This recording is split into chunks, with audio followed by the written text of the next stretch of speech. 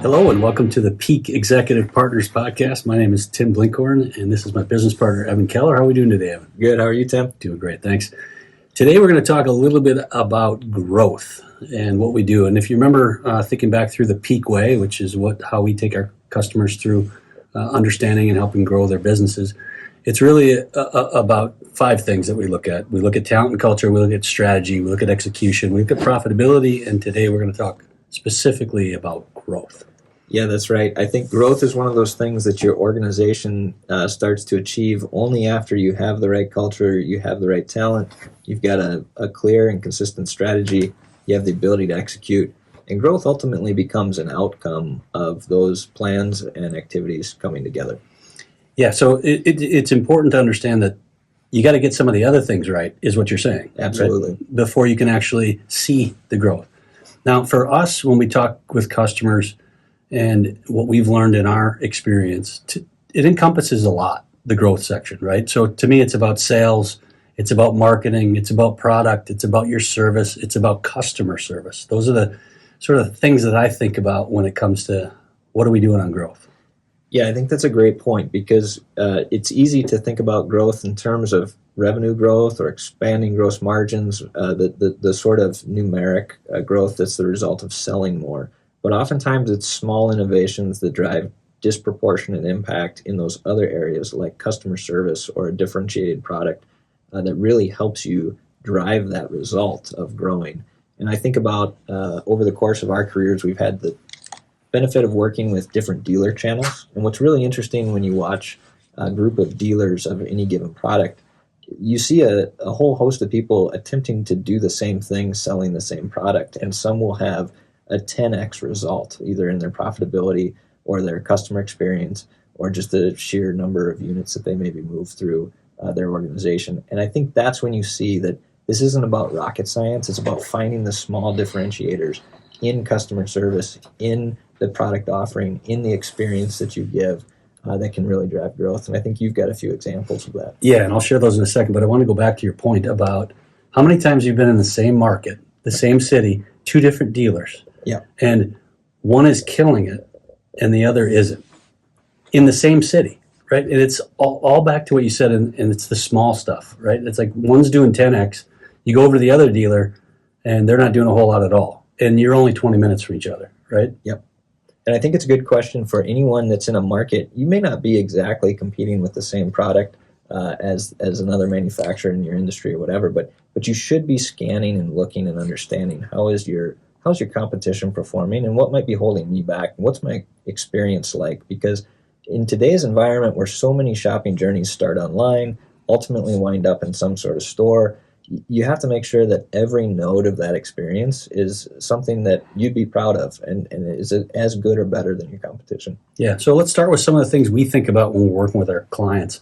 I'm going to start with sales. It's like, where are the sales coming from? So you and I are huge on analytics, right? So really understanding trends, where is the data coming from? Where are the sales coming from? Which region are they coming from? What's selling the most by channel? What's selling the least by channel? All those things that we think about.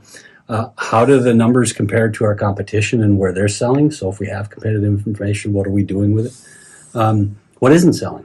Why isn't it selling? Have we talked to anybody on the ground as to why they think it's not selling? And then finally, on the sales side, it's really about, are you in field listening or are you sitting at a desk in corporate office?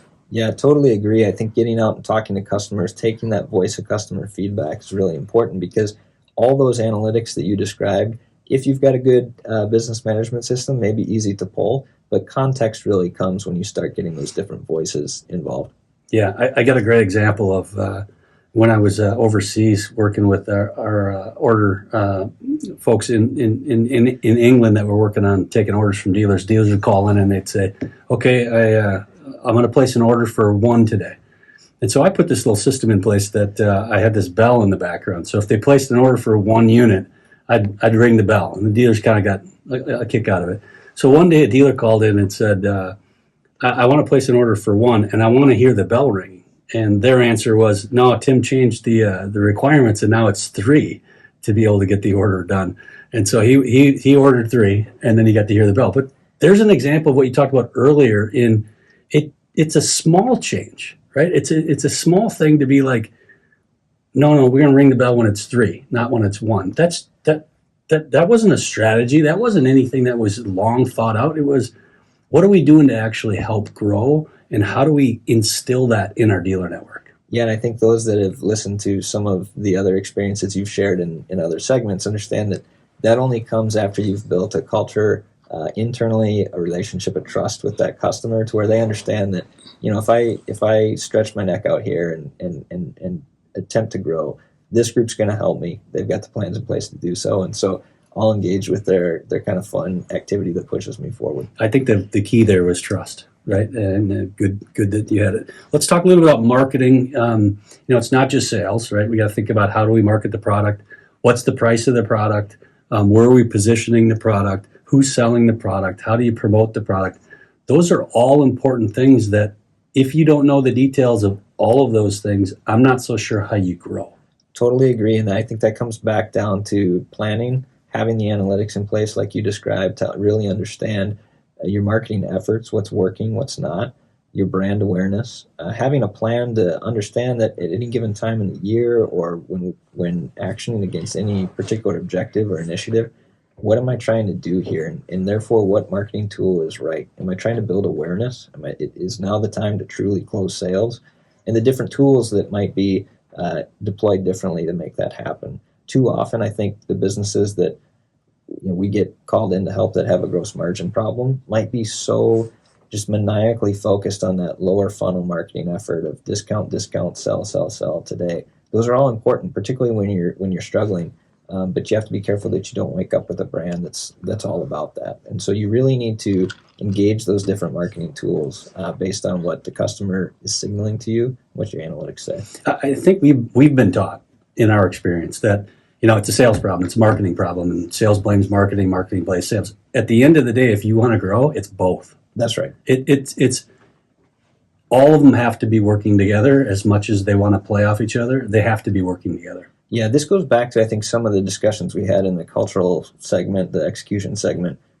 If the right folks are around the table putting together the right plan, that's when you're going to get the sense that this thing is well dialed, and it's likely to have the desired outcome, which is getting in front of the right customers, offering the right products and services to them at appropriate prices at the right time of year. And that's when you start to see the growth happen. Yeah, good transition. I want to talk about product and services. To me, it starts with a few questions that we work with our clients on and that we've experienced. It's really about, what's the reputation and quality of our product or service? How do we compare to our competition? And these are things that we can touch and feel and actually work with. And then, do we have sort of a life cycle or a product development process that we go through with our product? Yeah, I think gone are the days of being able to put out mediocre equipment or parts or any product or service into the world and expect that a customer is simply going to accept it because they can't find a better solution. It's too easy to find better experiences, better products. And so you have to have a commitment to those fundamentals, whether it's working through product development with the end consumer in mind, or building out the customer experience, whether that's online or in the store, to ensure that people enjoy what they're engaging with. Yeah, great lead into customer service. It's one of our favorites. It's always been a pillar of yours and I's in running our own businesses, about making sure that the customers are happy, understanding when they're not. Do we go to the nth degree to make sure that they're satisfied with the kind of work that we do, and then is that sentiment shared with all of our employees? And for us, customer service is a real big focus when we're trying to help someone run their business. Absolutely. I think in our history, it was one of the things that we most drove us to want to get out of large bureaucratic organizations where, while you and I may have had a tremendous amount of responsibility and accountability, we were very distant from the customer and the ultimate customer experience. And at times you would come across situations where, if only you had known, right? Or if only you had understood that the culture needed to shift to be more focused on solving customer problems. We chose to buy a business where we were very engaged in the customer experience and said that from day one, that was going to be our differentiator. Ultimately, it's what allowed us to grow it, deliver great experiences, and be able to sell it. But I would say in that business in particular, the first one that we bought and grew, we had a mantra, which was, we only do good work. And when we talk Love that. Just love it. when we talk about cultural principles, I think that's a very simple one for folks to understand, and it's very flexible because when you would get a call about a customer service issue, or when it happened to be a service-driven business, remote technicians and vans, when you get the call that, hey, this is a little bit of a struggle, can we take a shortcut? You just ask, what's it say on the wall? We only do good work, so we know the standard at which we play, and that taking shortcuts doesn't work. And if we let somebody down, we go make it right. Yeah, I think you have a real live example of this where one of our healthcare companies we were doing business with, again, we only do good work, right? That was our motto. And we got a phone call that they weren't happy. Yeah, exactly. Tell me how you handled that one. Yeah, so we tended to ensure that we had a series of processes in place to understand the quality of the execution. And I think that's important for everybody, particularly if you're working with teams that are dispersed and remote. And so for us, that meant that when you pulled up to a job, if you were the technician on the job, you were able to take before and after pictures, submit images so that the customers can see, so the management team back in the office, and ultimately you and I could see what kind of quality of work was happening. And as I recall, we did get a call one day about a customer who turned out to be a phenomenal customer long term, and I think this speaks to the importance of making things right when they go wrong. Like you said, a particular healthcare customer that focused on pediatrics and therefore had kids running around. The type of work we did ultimately made buildings more secure, but typically was somewhat invasive in that it involved a lot of grinding, cutting, and that type of thing. And I think the instance we're thinking of, the technician did a great install, but forgot a really important piece that we always work towards, which was leave the place cleaner than you found it. Right, so you had these essentially different debris from having done the job and didn't do a good job cleaning it up. Really simple thing, and quite frankly, something that maybe a lot of our competition did, just left the job not clean, not something we were willing to accept, and in this case, not something that customers were willing to accept.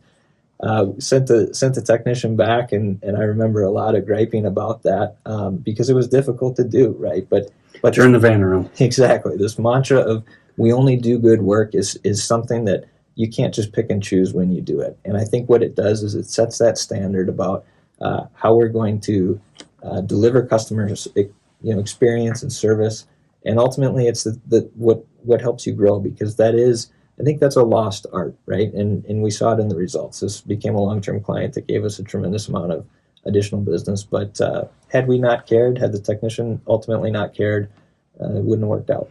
I think it's a great example of our mentality in regards to we only do good work. Yep. And then you can use that anytime that they call in, and anytime they ask questions, you can say we only do good work. How does that live up to that, right? So I think that's great.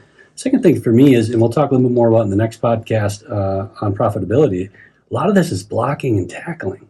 Absolutely. A lot of the things that we find when we're working with clients is just pure blocking and tackling. Yep. Think about that story, right?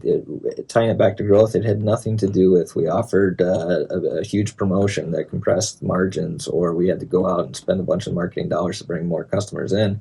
It was about holding ourselves accountable to a customer service standard that allowed us to then grow with the existing customers. I think it goes back to when we look at this, we look at analytics, we look at all of the questions around sales. We talk a lot about how we're marketing our product. We talk about the product and services that we're offered, and then most importantly, we talk about customer service. And it's not one of those things; it's all of those things. So you want to wrap us up? Yeah, I think as we talked about it, small innovations drive big, disproportionate changes, and you can see that when you look across a variety of competitors, all attempting to do the same thing. If you find yourself struggling in any areas of sales, marketing, product, customer service in order to deliver growth, that's probably the right time to first look back at how's my execution, is my strategy set right, do I have the right culture and talent? And if you find you need help in any of those areas, reach out to us, peakexecutivepartners.com. We'd be glad to have a conversation and determine if it's an area we can help. Thank you.